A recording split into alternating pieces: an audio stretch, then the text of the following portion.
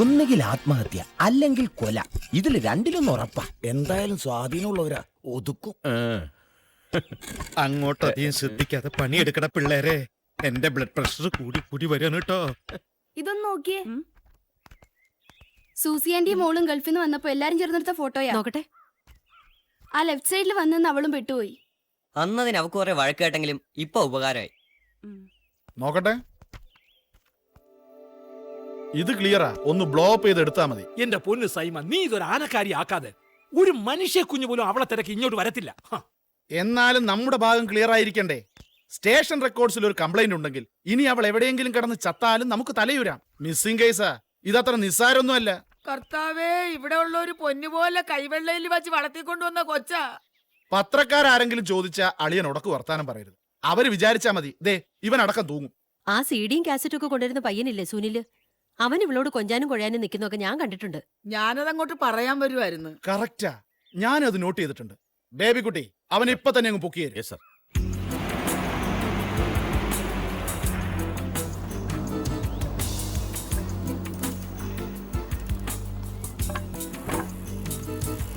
പ്രേമ ആകെ കുഴപ്പായിരിക്കുക. ഇവിടെ ഉണ്ടായിരുന്ന വേലക്കാരി പെണ്ണില്ലേ, നേരം വെളുത്തപ്പോ മുതൽ അതിനെ കാണാനില്ല. സൈമൺ സാറ് വന്ന് നമ്മുടെ പണിക്കാരെയൊക്കെ ഒന്ന് കുടഞ്ഞു. ഞാനുള്ളത് കാരണം അത് അവിടെ കൊണ്ട് തീർന്നു. നമുക്ക് ഇവിടുത്തെ പണി പെട്ടെന്ന് തീർത്തിട്ട് വേഗം സ്ഥലം വിടാ. നീ ഒന്ന് റെഡിയായി ഒന്ന് പിടിച്ചേ. ആ, ഓരോരോ മാരണങ്ങൾ വന്ന് പെടണതേ.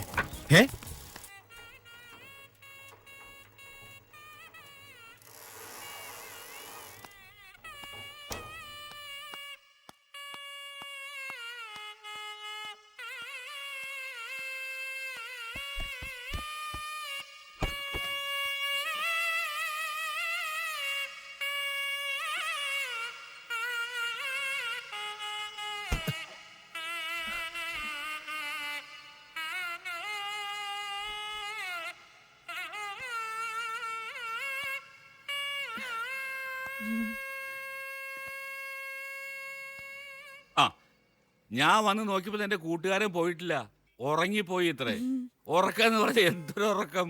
1 മണിക്കൂറോടെ ഞാൻ വാതിൽ തട്ടി നോക്കിയിട്ടുണ്ട്. വന്നേ.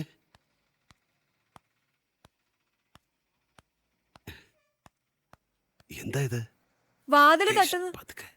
വാതില് തട്ടുന്നത് കേട്ട് നോക്കിയപ്പോ അയാളതാ പുറത്തു നിൽക്കുന്നു. കൂട്ടുകാരനാന്ന് പറഞ്ഞല്ലേ താക്കോല് വാങ്ങിയത്. എന്നിട്ട് എന്നെ കണ്ടാലോ? ഞാൻ നോക്കിയപ്പോ ഇവിടെ കുറെ താടിയും മുടിയൊക്കെ ഇരിക്കുന്നു. പെട്ടെന്ന് ഞാനതെല്ലാം എടുത്തു വെച്ച് ഇവിടെ കിടന്നൊരു ഷർട്ടും എടുത്തിട്ടു. അയക്കെന്നെ ഇതുവരെ മനസ്സിലായിട്ടില്ല. കണ്ണ് ശരിക്കും കാണുന്നില്ല എന്നാ തോന്നുന്നത്. കണ്ണ് കാണുന്നവർക്കും പെട്ടെന്ന് തിരിച്ചറിയാൻ പറ്റില്ല.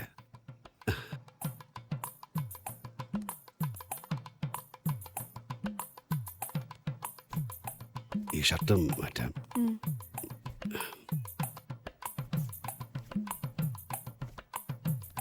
ഈ ഷർട്ട് കേട്ടോ.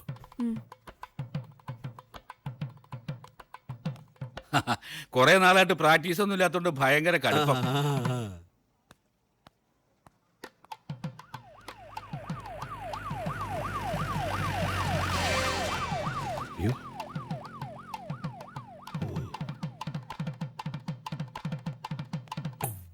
ഇപ്പോഴോ?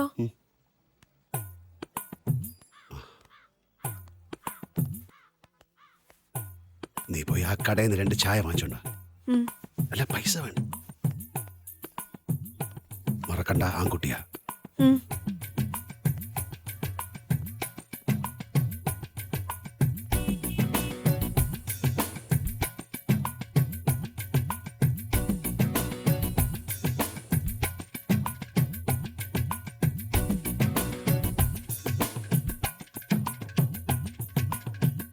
രണ്ട് ചായ.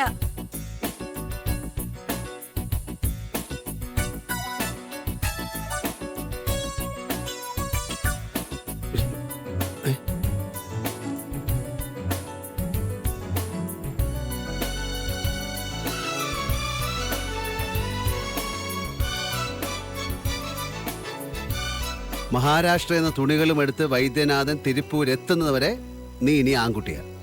10 ദിവസം എന്ന് പറഞ്ഞാൽ ബിസിനസ്സുകാരല്ലേ, 2-3 ദിവസം അങ്ങോട്ടും ഇങ്ങോട്ടും ആയെന്ന് വരും. ഞാൻ പറഞ്ഞാൽ നിനക്ക് അവൻ്റെ ബനിയും കമ്പനി ജോലി കിട്ടും, ഉറപ്പാ.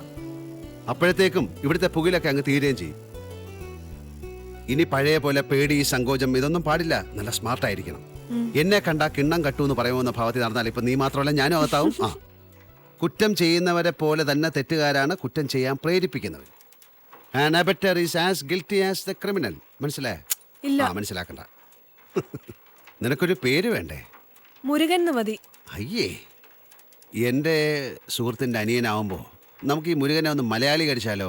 വേലായുധൻ. വേലായുധൻ കുട്ടി അതെങ്ങനെയുണ്ട്? മതി. ആ, വേലായുധൻ കുട്ടി. ഞാ എന്നല്ല, എന്തോന്ന്. എന്തോ ആ, വേലായുധൻ കുട്ടി. എന്തോ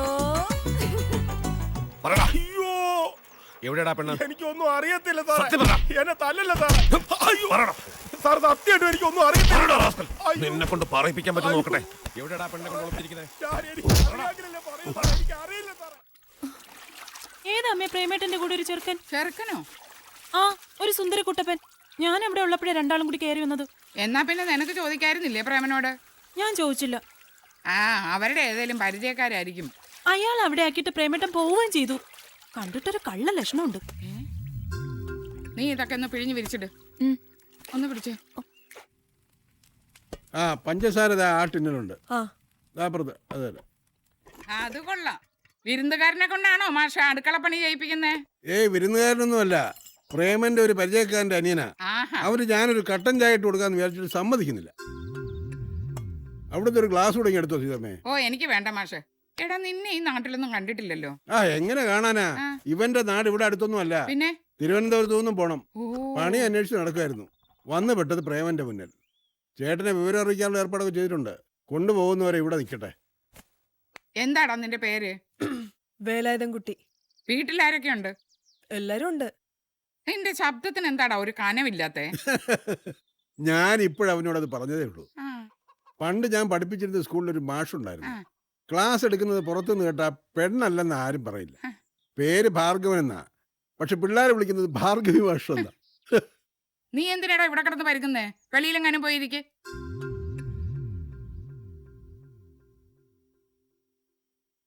ഒന്നും സൂക്ഷിച്ചോണേ മാഷെ. കാശും പണം ഒന്നും പുറത്തു വെക്കണ്ട. ഒന്നും ഉണ്ടായിട്ടല്ല, എന്നാലും ഒരു കണ്ണ് വേണം.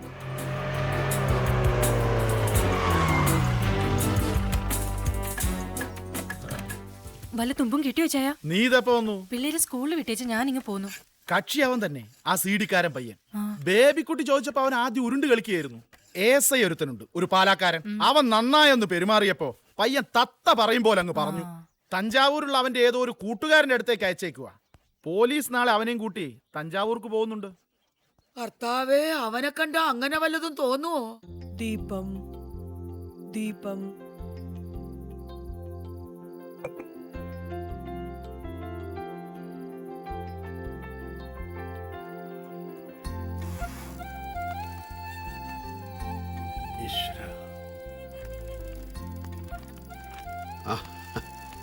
എന്താ മാഷേ പുതിയ പതിവൊക്കെ? ആ, ഇന്നാടാ ഇതൊരു വീടായത്. കാണുമ്പോ തന്നെ ഒരു ഐശ്വര്യം തോന്നുന്നില്ലേ? കേറി നോക്ക്. വീട് മുഴുവൻ തുടച്ച് വൃത്തിയാക്കി, വലിച്ചുവാരി കിടന്ന അലമാരയെല്ലാം അടുക്കി ഒതുക്കി, തുണികളെല്ലാം കഴുകി ഉണക്കി, രാത്രിയിലേക്കുള്ള അത്താഴം വരെ റെഡി. ശരിക്കും ഒരു പെൺകുട്ടി വന്ന് കേറിയതുപോലെ. ദൈവമേ, കൈതൊഴാൻ കേക്കുമാറാകണേ, പാവമാമെന്നെ നീ കാക്കുമാറാകണേ. ഓ,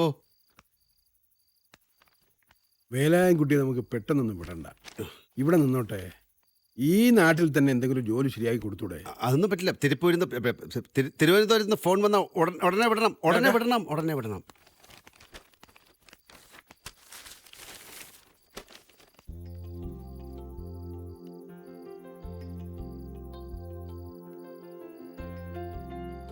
ഏയ്,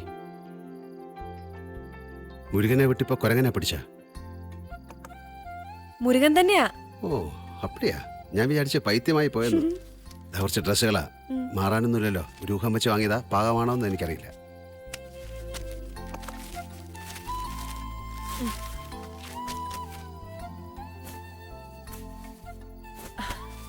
ആ, ഇതെന്തിനാ പാന്റും ഷർട്ടും ഒക്കെ? ഇവിടെ നിൽക്കുമ്പോൾ ഇടാനാണെങ്കിൽ വല്ല ബനിയനോ ടീഷർട്ടോ മതിയായിരുന്നല്ലോ. ആ, ബെസ്റ്റ്. എന്നാ മാഷ ഞെട്ടി ബോധം കെട്ട് താഴെ വീഴും. ഭയങ്കര ജിം ബോഡിയല്ലേ, പുറത്ത് കാണിക്കാൻ പറ്റുമോ? അതുമല്ല, അയൽപക്കത്തൊക്കെ പെൺപിള്ളേരുള്ളതല്ലേ മാഷേ. ആ, ശരി.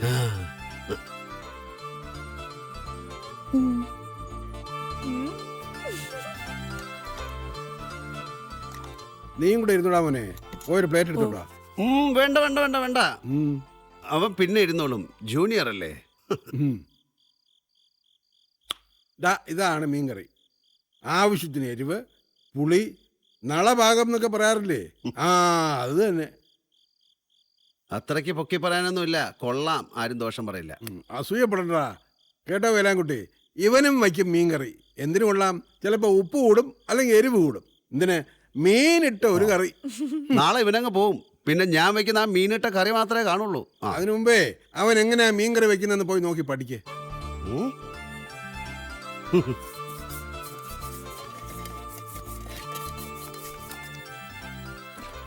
പിന്നെ അച്ഛൻ പറയുന്നതായിട്ട് അത്ര നിഹളിക്കൊന്നും വേണ്ട കേട്ടോ. അത് തന്നെ എനിക്കും പറയാനുള്ളത്. അധികം ബലപ്പെടുത്താൻ വേണ്ട. എന്ത്? അധികം ബലപ്പെടുത്താൻ വേണ്ടാന്ന്. ഇടക്കോഴി കൂന്നോ? തിമിരെടുത്ത ഉതപ്പേൻ ജാഗ്രത. പോതല്ല നിറയെ കടച്ചിരിക്കപ്പാ. ഒന്നുമില്ല ഇവിടെ പറഞ്ഞ.